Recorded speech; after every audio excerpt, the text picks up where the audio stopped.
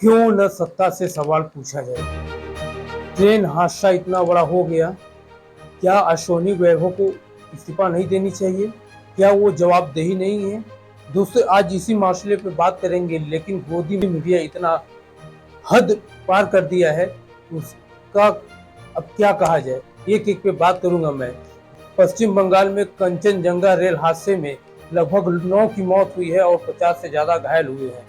कहाँ है अश्विनी वैभव का सुरक्षा कवच ट्रेन? कहाँ चलती है उनकी सुरक्षा कवच ट्रेन?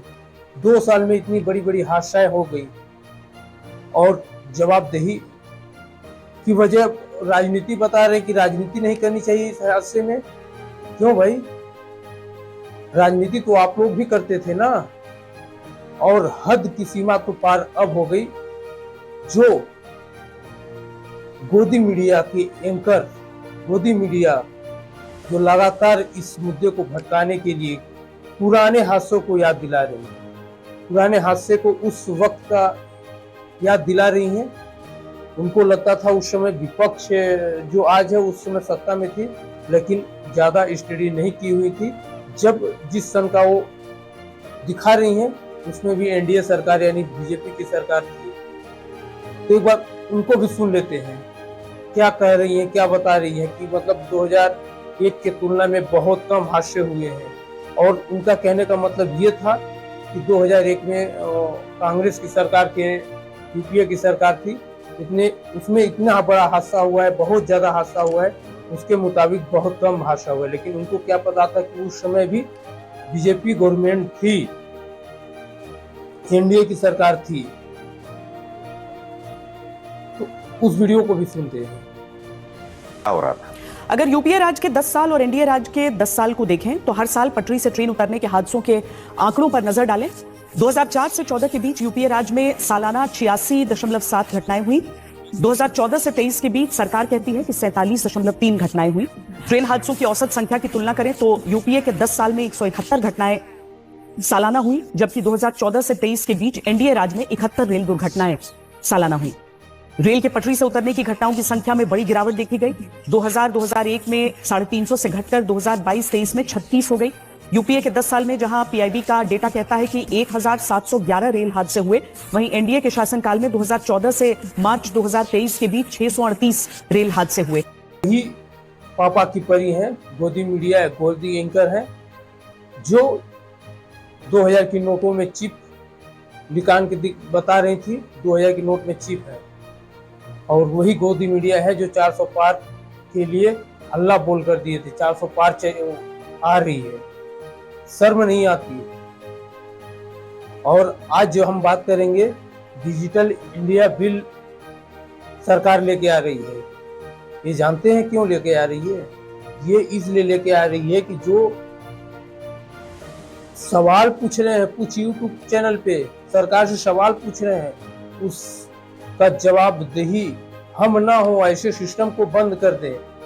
इसलिए वो डिजिटल इंडिया बिल ला रहे हैं कि यूट्यूब और फेसबुक पे जो तमाम तरह के सवाल को कटघरे में रख रहे हैं, जैसे रवीश कुमार हो गए, विशाल शर्मा हो गए, प्रज्ञा मिश्रा हो गई, अजीत अंजुम हो गए, 2-4 ऐसे हैं जो कि लगातार सोशल मीडिया के माध्यम से, यूट्यूब चैनल के माध्यम से सरकार को कटघरे में खड़ा कर रही है। लेकिन ये काम सब टीवी चैनलों का था, लेकिन उन्होंने अपना कर्तव्य छोड़ के भड़वागिरी में लग गई हैं और चापलूसी में लग गई हैं। लेकिन ऐसे में डिजिटल इंडिया बिल में देखते हैं कि सदन में क्या इसका होता है, क्या इसको विपक्ष रोकने के लिए मांग करेगा, इस पर लड़ाई करेगा या नहीं करेगा, ये अलग बात है। लेकिन डिजिटल इंडिया बिल आने के बाद आप सोच सकते हैं कि कितने लोगों को सवाल के कटघरे से बचने के लिए डिजिटल इंडिया बिल लाई जा रही है। और जिस तरह से ये पापा की परी श्वेता सिंह सवाल 2001 की बता रही हैं कि इतने ट्रेन हादसा हुआ है, और उनके कहने का मतलब ये था कि जो कांग्रेस की सरकार थी उसमें बहुत ज्यादा ट्रेन हादसा हुआ है। तो उस टाइम में भी जितने रेल मंत्री थे उतने उसमें इस्तीफा दिए हैं अपने पद में, लेकिन आप क्या कर रहे हैं अश्विनी वैभव जी? कहाँ है मोदी सरकार जो जीतते ही विदेश चली गई प्रचार करने के हम जीत के आ गए हैं। मणिपुर अपने भारत का ही राज्य है, वहां नहीं जा पाए आप। ट्रेन हादसा पे कुछ नहीं बता पा रहे हैं। अश्विनी वैभव का फेलियर है कार्यकाल, उस पर इस्तीफा नहीं ले पा रहे हैं। क्या यही आपकी नीति है?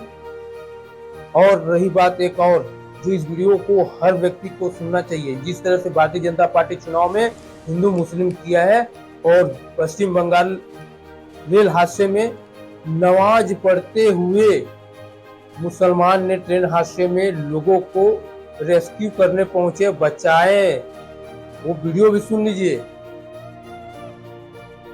क्या आप लोग उस स्पॉट में थे? हम लोग स्पॉट में था। अच्छा, आप लोग सबसे पहले हम लोग सबसे पहले पहुंचा।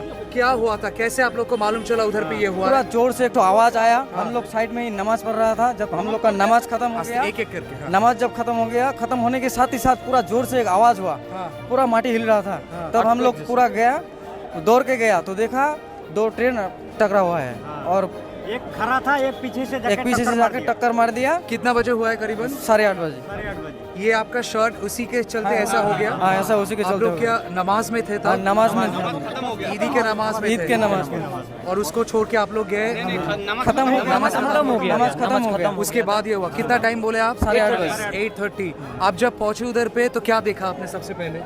बहुत लोग पड़ा हुआ था। किसी का एक-एक हाथ करके। फंसा हुआ, किसी का पैर फंसा हुआ था, किसी का सर फंसा हुआ था। हाँ। कोई तो स्पॉट में ही डेड हो गया।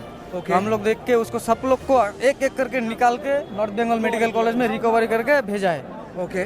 आप भी सब साथ में थे? सब साथ। कितने सारे बॉडीज आप लोग निकाले थे? 8 बॉडी निकाले। हम लोग 8 बॉडी निकाला और 30 से 35 लगभग हम इंजर्ड पर्सन। तो ये जो पिछड़ा वाला हिस्सा जो ऊपर में चढ़ गया था उसमें भी इंसान थे? उसमें भी इंसान था, उसमें भी इंसान था। एक इंसान था फंसा हुआ। उनको कैसे नीचे उतारे? हम लोग का गांव में एक तो सीढ़ी था, सीढ़ी लगा के उसको ऊपर से चढ़ के निकाला।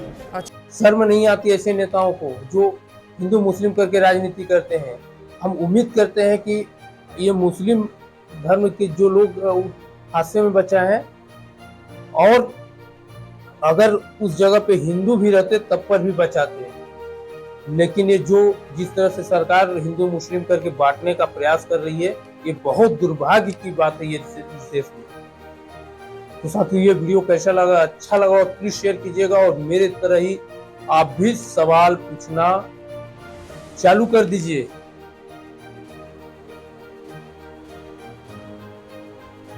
तो फिर मिलेंगे अगले वीडियो में, तब तक के लिए इजाजत दीजिए। जय हिंद।